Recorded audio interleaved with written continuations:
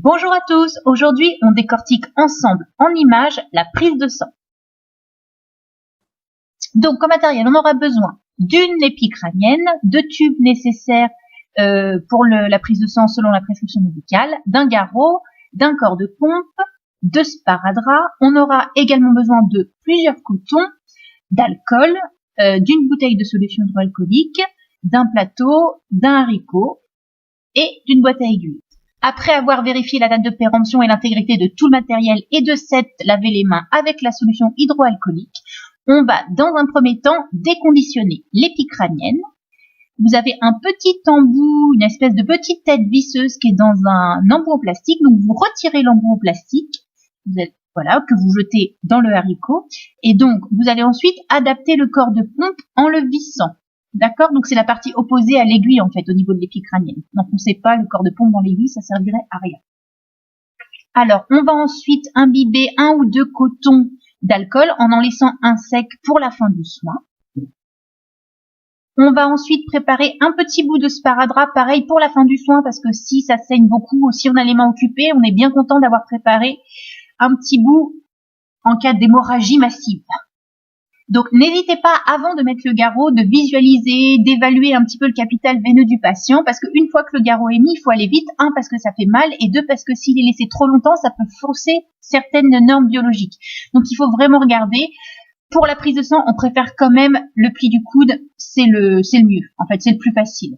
Donc, on va venir adapter le garrot donc au-dessus du pli du coude du patient, après avoir enfilé des gants non stériles. Donc, on serre bien, on serre pas non plus trop. Il faut que ce soit un minimum confortable quand même pour le patient.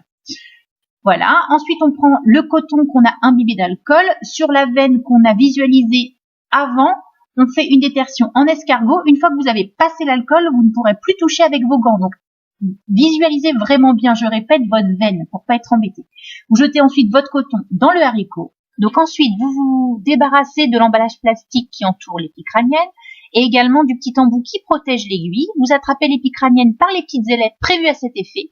Et là, vous vous placez biseau vers le haut. Vous voyez, au niveau supérieur, il y a un petit trou dans l'aiguille. Il faut vraiment que ce soit vers le haut quand on pique. On stabilise le bras du patient avec la main qu'on n'utilise pas pour piquer. Et ensuite, on insère l'aiguille dans la veine, pas à 90 degrés. On suit vraiment le trajet de la veine. Vous l'enfoncez. Et donc là, vous allez voir, il y a un petit peu de sang qui va arriver. Ça suffit. N'enfoncez pas plus au risque de percer la veine et de faire un hématome ou de faire mal au patient. Voilà. Vous avez juste à insérer le tube dans le corps de pompe pour qu'il se remplisse. Il va y avoir un phénomène d'aspiration. Le sang va arriver tout seul. Il faut remplir les tubes jusqu'à la limite indiquée. C'est notamment important pour les tubes citratés. Alors ensuite, vous ne secouez pas le tube comme je vais le faire, voilà. Vous le chaloupez, voilà, tout doucement pour permettre au sang de bien se mélanger au principe actif qui va permettre l'analyse de la prise de sang. Ensuite, vous enlevez le garrot du patient, toujours avec vos gants, et ensuite, vous retirez délicatement l'aiguille du site de ponction.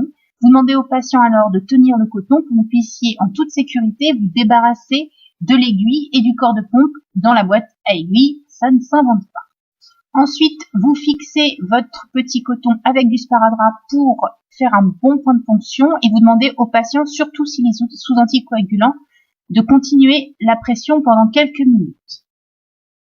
Vous vous débarrassez ensuite de vos gants dans le haricot et vous vous lavez les mains, bien entendu, au lavabo ou avec un chat à votre contenance. Donc, pour l'identitovigilance, il est important de spécifier sur le tube le nom, le prénom et la date de naissance du patient ou de coller une étiquette si vous en avez sous la main. Alors, je le répète, il est important de ne pas secouer les tubes, mais de bien les homogénéiser par 6 à 8 retournements lents. Et voilà, vous êtes le pro de la prise de sang. À bientôt pour de nouveaux soins. Bye bye!